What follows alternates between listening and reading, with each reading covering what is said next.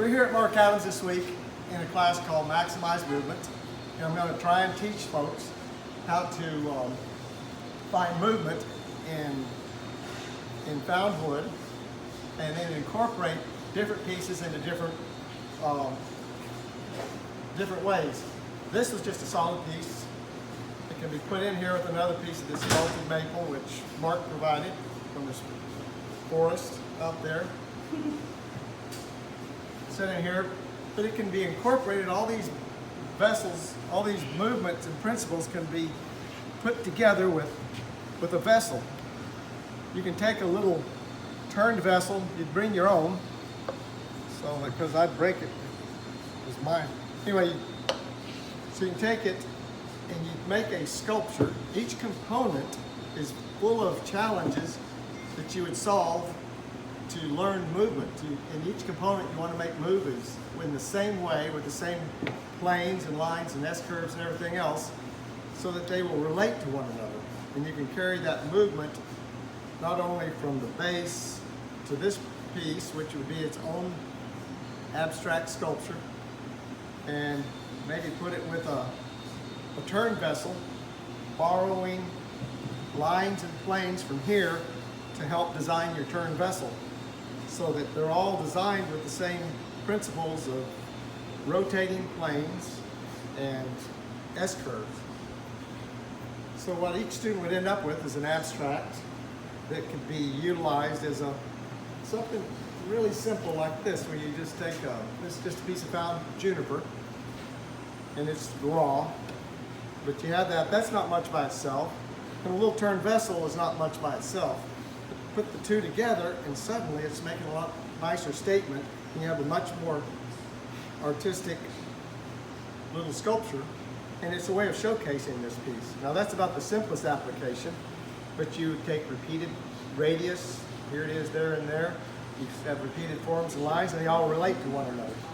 Something like this vessel right here might take some look at this piece, find a nice S-curve or something in this piece of wood, and then it could become a means of holding it up.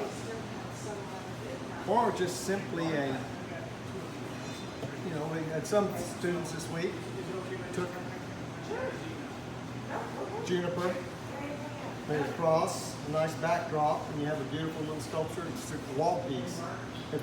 Regardless of what you do, you're going to learn how to make things move and how to do it systematically, so that you learn the principles of movement and design by asking these simple questions about every line, plane, and form. How do I make it more valuable? You make it more valuable by making it longer, by refining it, by going from side A to side B. That draws your eye, because every line, form, and plane gives a command to your eye. So you can rotate it. That's a big thing. Rotate from one side to the other, x-axis over to y-axis and back. You can repeat that, like repeated S-curves, repeated lines, repeated functions, or merge two lines together. And that's a very powerful way of getting things to move. So really what each person will learn is, it's like a series of problems in math or something. You learn the formula, then you go do your problems at the end of the chapter and you solve them. So there's lots of things that you can solve, and these organic pieces of wood actually have lines and planes already in them, so it gives you some ideas.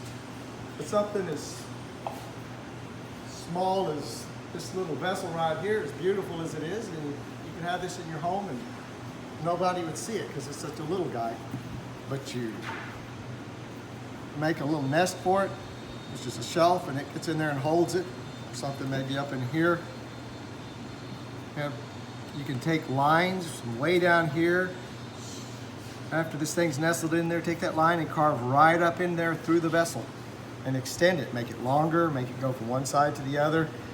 Make this half an S, make this one a half an S, and complete your lines in your vessel or in your other part of your sculpture. So anyway, once you've learned principles, you apply them in all these different ways, and hopefully have the means of, you know, something very beautiful that can hold something else that's very beautiful and have them relate to one another. So either way, they've got incredible staff here that'll help you out.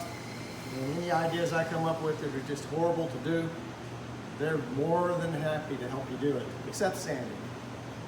Can't get into the sand yet, but they'll run.